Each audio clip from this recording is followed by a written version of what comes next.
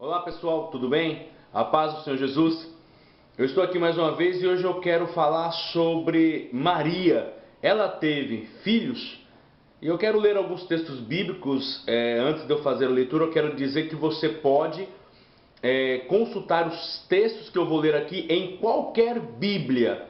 Até porque as pessoas dizem a Bíblia católica é de um jeito, a Bíblia evangélica é de um jeito. Os textos que eu vou ler aqui são exatamente iguais em qualquer Bíblia. Então, pode pesquisar, pode acompanhar lá e vai dar tudo certo, ok? Então eu gostaria de começar lendo o livro do profeta Isaías, lá no capítulo 7, versículo 14, que é a profecia que diz que a virgem conceberá.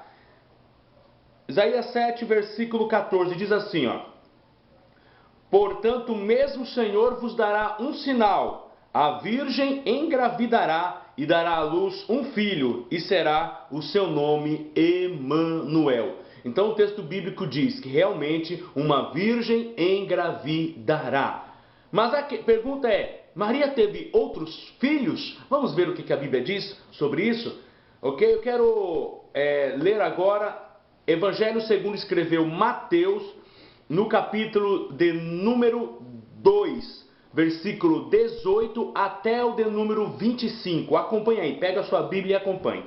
2, versículo de número 18. Olha o que diz.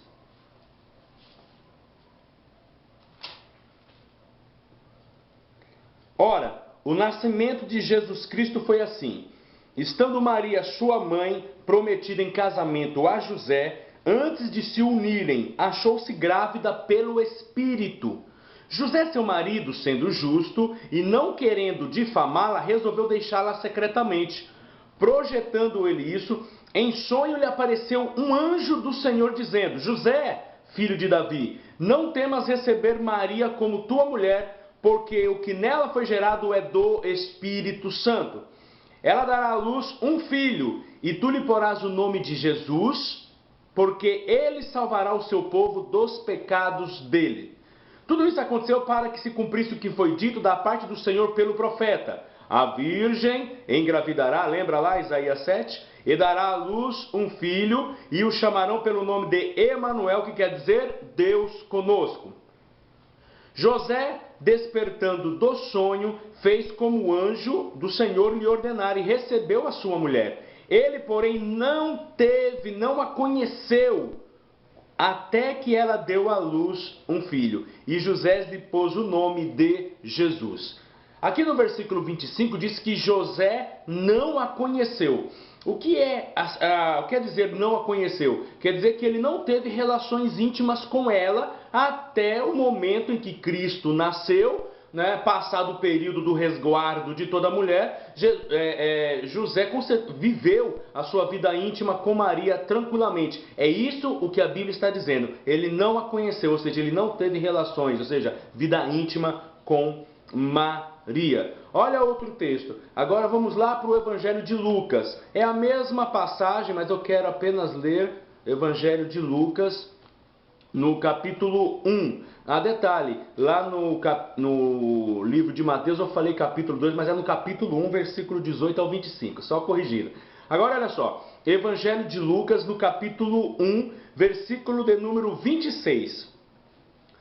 No sexto mês, aqui está se referindo ao sexto mês da gravidez de Isabel, que estava grávida de João Batista. Então vamos lá, no 26. No sexto mês foi o anjo Gabriel enviado por Deus a uma cidade da Galiléia chamada Nazaré, a uma virgem prometida em casamento a um homem cujo nome era José, descendente de Davi. O nome da virgem era Maria. Aproximando-se dela, o anjo disse: Salve, agraciada, o Senhor é contigo, bendita és tu entre as mulheres. Ela, porém, se perturbou muito com essas palavras e pensava: que saudação seria essa? Disse-lhe o anjo: Maria, não temas, achaste graça diante de Deus. Engravidarás e dará à luz um filho e porás o nome de Jesus. Ele será grande e será chamado Filho do Altíssimo. O Senhor Deus lhe dará o trono de Davi, seu pai. Ele reinará eternamente sobre o povo de Jacó e o seu reinado não terá fim. Disse Maria ao anjo: Como se fará isso? Olha só, o 34. Como se fará isso se não tenho relação com homem algum? E algumas versões vai dizer, se não conheci homem algum.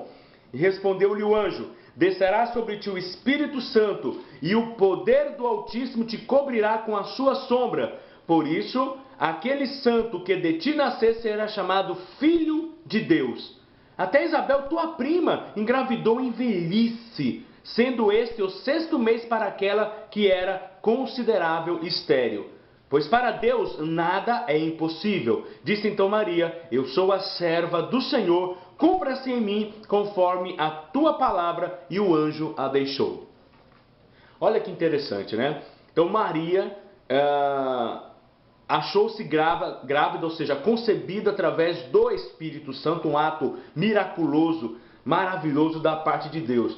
Então, ela deixa bem claro que, como isso iria ocorrer se ela nunca tinha conhecido homem algum. Então, o termo conhecer aqui está bem claro, mais claro ainda, que se refere a ter vida íntima.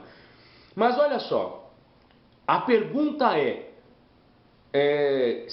aquela doutrina que é ensinada pelos católicos de que Maria sempre foi virgem, nunca deixou de ser virgem. A pergunta é, qual é o problema de deixar de ser virgem no sentido da pessoa de Maria?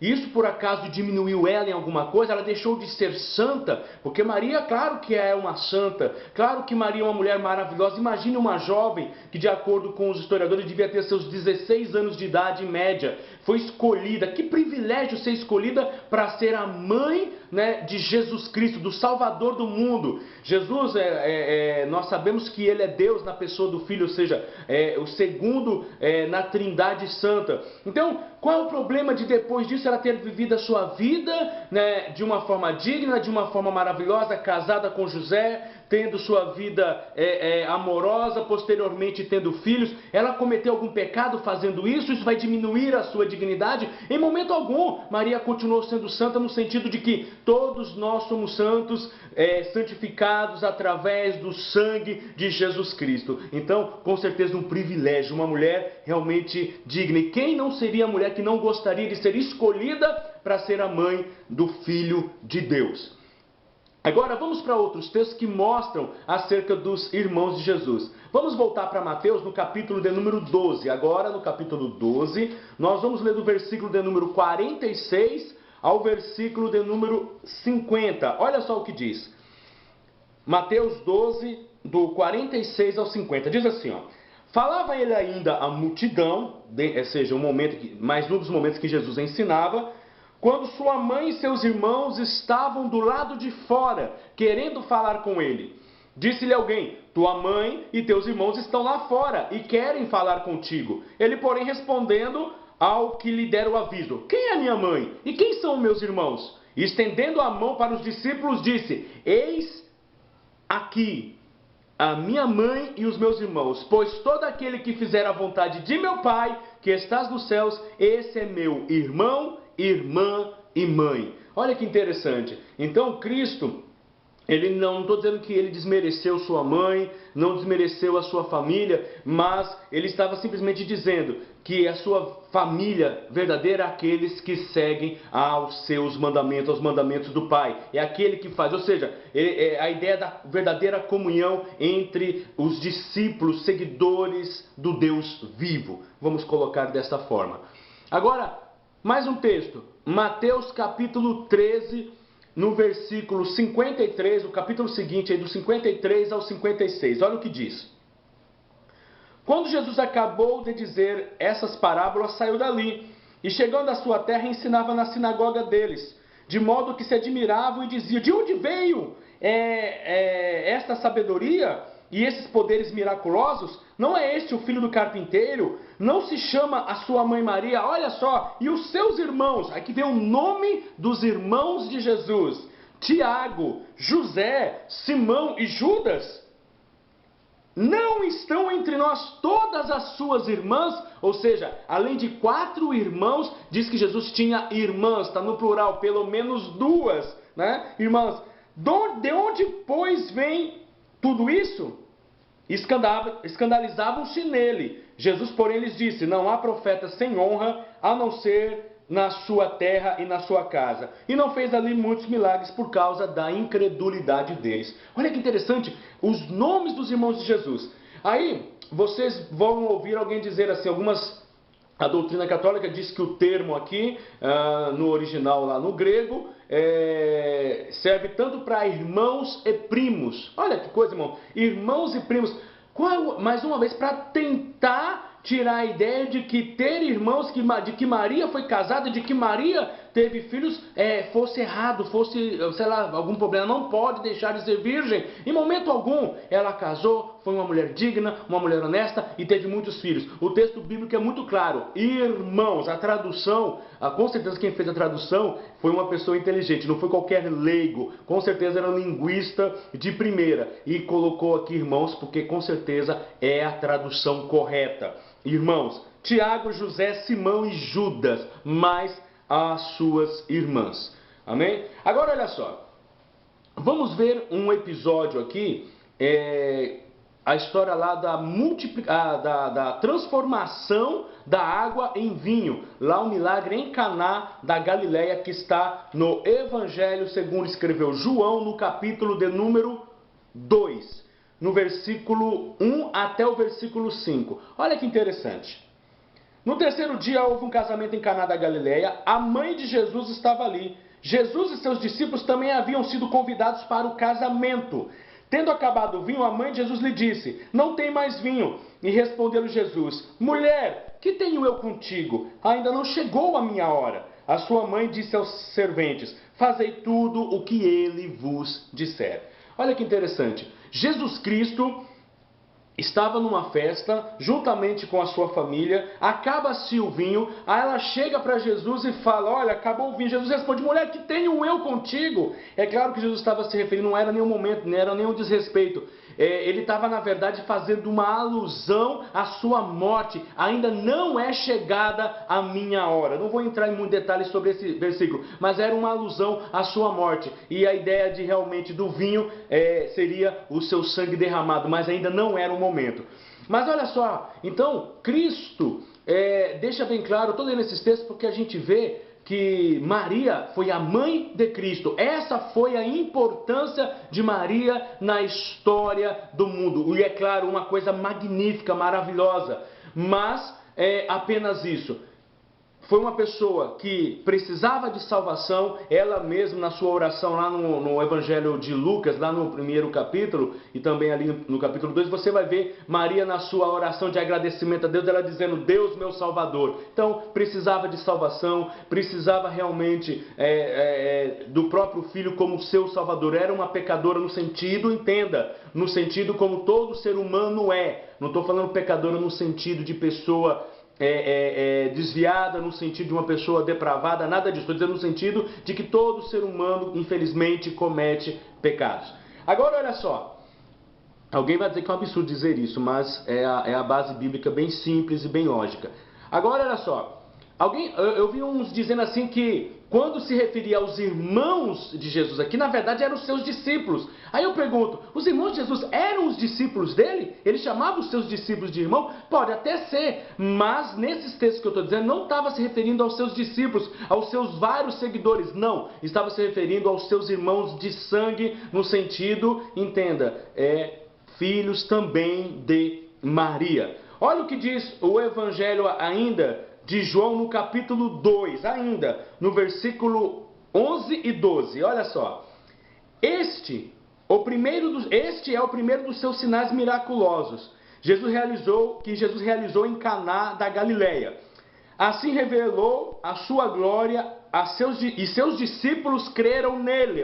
Os seus discípulos creram nele. Depois disso, desceu para Cafarnaum com sua mãe, seus irmãos e seus discípulos, e ficaram ali não muitos dias. Olha só, está fazendo uma distinção, uma separação entre irmãos e discípulos, ou seja, foram para Cafarnaum, sua mãe, seus irmãos e seus discípulos. Então os discípulos aqui, no caso, os irmãos de Jesus não eram seus discípulos. E as citações aqui feitas não eram, ele não estava chamando de irmãos aqueles que o seguiam, mas estava chamando de irmãos aqueles que realmente eram seus irmãos de fato.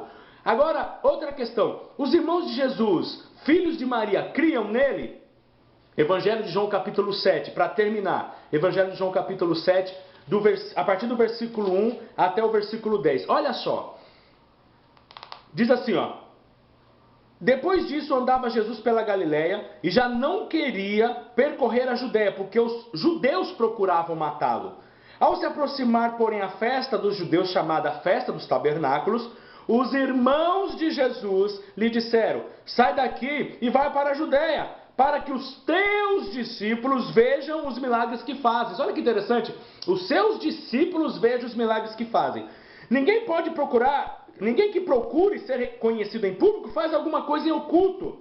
Já que fazes essas coisas, manifesta-te ao mundo, pois até os seus irmãos não criam nele. Versículo 5 diz, até os seus irmãos não criam nele. E os irmãos falam, vai fazer um milagre lá junto com os seus discípulos, manifesta-te ao mundo, tal. Olha a resposta de Jesus. O meu tempo, versículo 6, o meu tempo ainda não chegou para vós, porém qualquer tempo é tempo. O mundo não vos pode odiar, mas me odeia, porque dele testifico que as suas obras são más.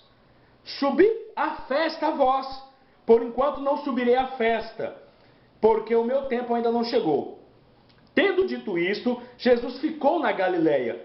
Depois que seus irmãos subiram à festa, porém ele foi também, não publicamente, mas em oculto, e os judeus, olha aqui, ora, os judeus o procuravam na festa e perguntavam aonde ele está. Então, outra distinção bem clara. Primeiro, outra situação, os irmãos não criam nele, olha só, os irmãos dele não criam nele e eles mandam ele ir fazer um milagre para os seus discípulos. Então, outra distinção bem clara, que os irmãos dele aqui não eram os discípulos, eram realmente os seus irmãos, filhos de sua mãe Maria, ok? Tem outras coisas que a gente poderia falar sobre Maria aqui, mas posteriormente a gente vai ver na história bíblica que os irmãos passaram a crer nele, mas isso depois da sua morte e ressurreição. Você vai ver lá no livro de Atos dos Apóstolos que Tiago, irmão de Jesus, se tornou um dos líderes da igreja, o primeiro bispo da igreja de Jerusalém, mas isso aqui a gente não vai estar comentando especificamente, detalhadamente agora. Mas você vai ver isso lá no capítulo 12 de Atos dos Apóstolos, onde a gente vê que o discípulo chamado Tiago foi morto à espada através de Herodes. E posteriormente Pedro manda contar o que aconteceu nesse episódio para Tiago. E esse Tiago, que já era o irmão do Senhor Jesus, que era líder, ou seja, o primeiro bispo da igreja em Jerusalém. Mas, enfim, Deus abençoe a todos vocês, muito obrigado, espero que vocês gostem do vídeo. Ao mesmo tempo peço, compartilhem o vídeo aí nas suas redes sociais. Se você gostou, dá um like aí, dá uma curtida e nós agradecemos. Muito obrigado a todos, Deus abençoe no nome de Jesus.